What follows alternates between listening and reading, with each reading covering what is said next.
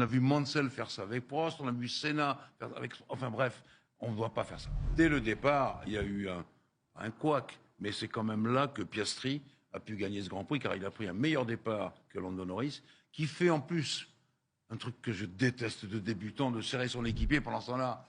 Verstappen monte à la hauteur de tout le monde. Ça, on l'a vu plein de fois. On a vu Mansell faire ça avec Prost, on a vu Senna faire ça avec... Enfin bref, on ne doit pas faire ça. La morale de l'histoire, c'est que finalement, on a rendu la victoire à Piastri. Et ça m'a beaucoup énervé aussi, parce qu'il y a eu tellement de blabla de l'équipe. Là, maintenant, ils oublient que tout le monde écoute. C'est vrai. Et tu dois faire ci, non. Tu dois le laisser passer, point, ou on arrête de... Il y a eu de la psychologie, je dirais, parce qu'il a mis, quoi, 6-7 tours à accepter. Oui, on voit bien, il était bien plus... Mais je connais cette histoire-là depuis 1982, où on donne des consignes à René Arnoux de laisser passer Prost, qui est à 20 secondes derrière. Que peu importe qu'on soit ami de René ou d'Alain, c'est des consignes qu'on ne peut pas appliquer.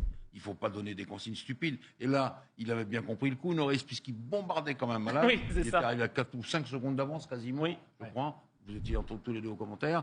Voilà, et c'est donc, il s'est dit, ils ne vont pas me laisser. Et puis, alors, tout ça, ça a déclenché une série de dialogues qui étaient assez pitoyables. Ouais. Je pense que ça a fait deux choses. Ça a un peu terni le doublé de McLaren qui était formidable. Oui. Et puis, pour Piastri, c'est une espèce de victoire au rabais. Et je pense que Oscar, il ne méritait pas ça.